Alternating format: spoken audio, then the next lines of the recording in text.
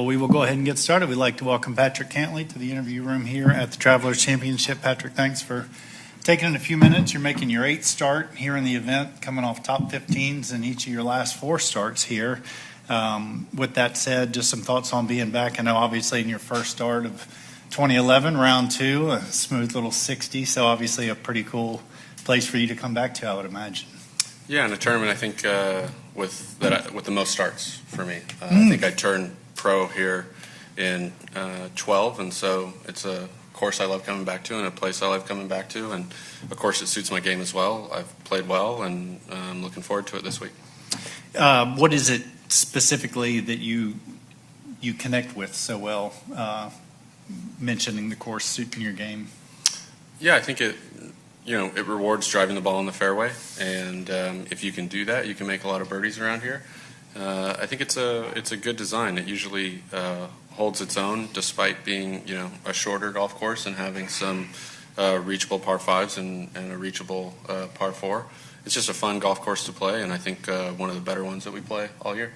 One last one for me, and then we'll open it up. Coming off top 15 last week at the U.S. Open, how you feeling coming into the week with the game? Yeah, feeling good about my game. I played well on the weekend. I was 1 under on the weekend last week, which was good in those conditions, and hopefully ride some of that momentum this week. Okay. Well, with that, we'll take a few questions. If you would just, the drill, put your hand up, and we'll go for it. Hi, Patrick. Could you just take a look back at that round of 60 where you broke the course record? Obviously, there are a lot of top young guys that the Travelers invites every year. What does a round like that do for your confidence as a young player? Dougie? Just wanted to get your general reaction on other news today about Brooks and Abe going to the LIV group. Yeah, not unlike some of the announcements we've heard the last month. I haven't talked to any of those guys about it, but if it makes sense for them and they feel like it's the best opportunity for them professionally, then I understand that. Everyone has to make their own personal best decision, and it's unfortunate not to be able to play against them because I think most everybody in my position wants to play against the best players in the world week in and week out, but it is what it is.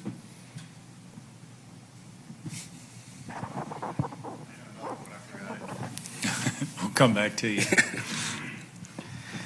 Patrick, on that issue, are you concerned about the future of the PGA Tour? What is your level of concern about where it's headed? I think everyone's concerned. Like I said, I think everyone really wants to play against the best players in the world, and a lot of us are hyper-competitive out here, and that's maybe what drove us to be as good as we are. And so anytime there's a potential fracture in the sport, I don't think that's good for the sport. And you don't see it in any of the other major sports. In general, all the talent, is on one tour or league. So yeah, I think it's definitely a real concern. There you go. Do you think that the PGA Tour offering some type of guaranteed money, obviously if you don't make the cut, you come away with nothing either at the beginning of the season or the beginning of the event, do you think that that could be beneficial for players on the PGA Tour? Yeah, I definitely think that could be beneficial. I think, right now there's a competition for talent that's going on, and I think you see it in all sorts of other businesses. You've seen it in other professional sports from time to time, and part of the concern is not knowing what the future is going to be like. And right now it's an uncertain time for golf, but if you think about it in the larger business landscape, it's a competition for talent. And so if the PGA Tour wants to remain the preeminent tour for professional golfers, it has to be the best place to play for the best players in the world. Joe, and then we'll go back to Doug.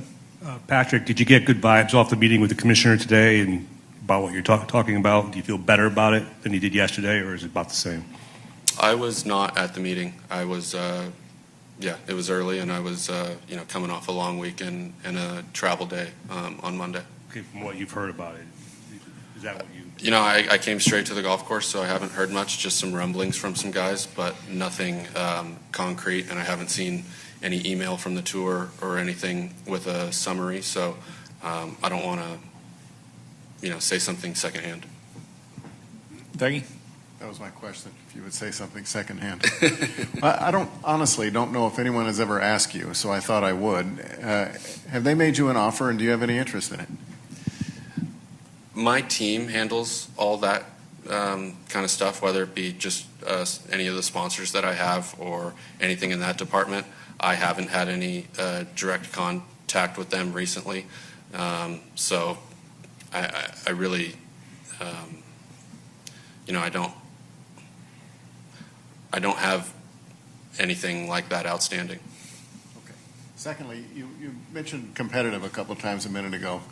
And I kind of wanted to ask you two things. Why you practice so hard? Is that to win, or is that to be the best player in the world? And is that the same thing? Yeah, I think golf tournament. Rory was asked this last week in some regard. You, at least when the initial field was announced, did you get any sense that guys that were going over were effectively conceding that they can't compete against the best anymore? That there was any sense of surrender?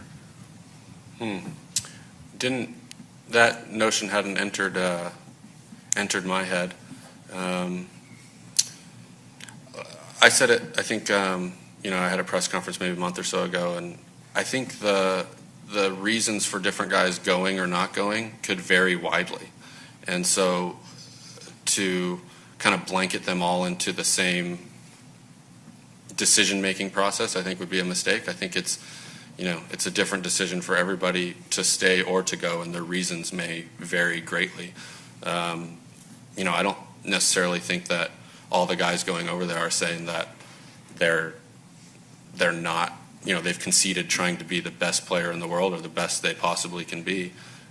They may have gone for other reasons. On the varied reasons, would you agree that money is probably the one common denominator? Definitely. I mean, it's a big reason for anybody that's running a business or playing professional sports, and you see it, in golf, and you see it in other sports as well.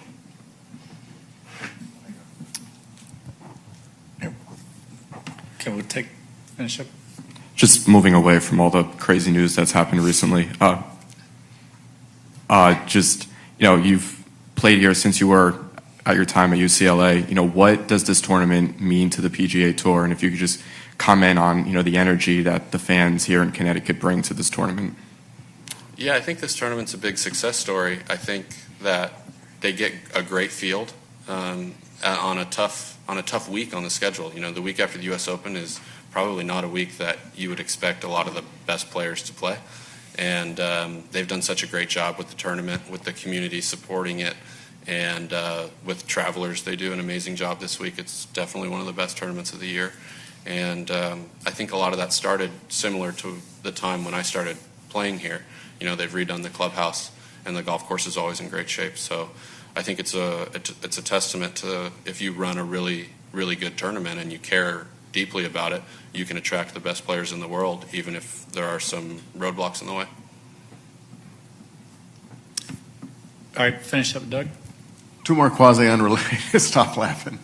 Of the U.S. Opens you've played, which one did you feel the most energy? The loudest, I guess, is what I'm saying. Did you notice a difference? I was definitely most nervous in my first one at Congressional. I teed off on 10 over the water with tons of people around, and I'd never played in anything close to that. So that felt the most electric for me, but probably because I hadn't experienced anything even remotely close to it before. You didn't go to the drop zone, did you? No, I made birdie. Very good. Secondly, I can't imagine, given the timeline of your career, have you ever been to St. Andrews? I have. I went once when I was 12 with my grandfather, and then I went and played around with the Walker Cup team the week before the Walker Cup in 2011. Aberdeen? Correct. What was the round with your grandfather like? Was that just a vacation, I'm taking it? It was, yeah. my grandma and grandpa took me there for a couple weeks.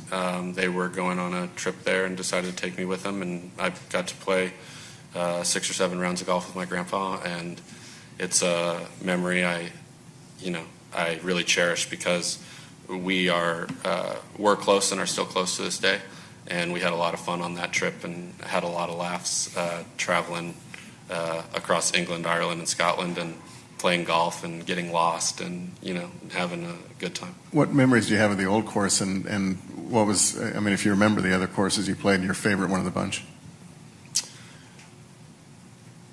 I remember the old course being really windy the day we played, and not having played in wind like that before. And I remember being surprised at how undefined the lines were, getting on a tee and not knowing which direction to go. Most of the golf I had played was very parkland up until that point. And I remember being blown away by Royal County Down, and I haven't been back since. We got a day where it rained sideways for the first 9 holes, and then the sun came out for the back 9, and I was, shocked at how dramatic the golf course was with the dunes setting in on the sides, and it's a place I'd like to go back to someday. All right. Well, Patrick, thank you for your time. We appreciate it as always. Yeah, thank you. Thank you.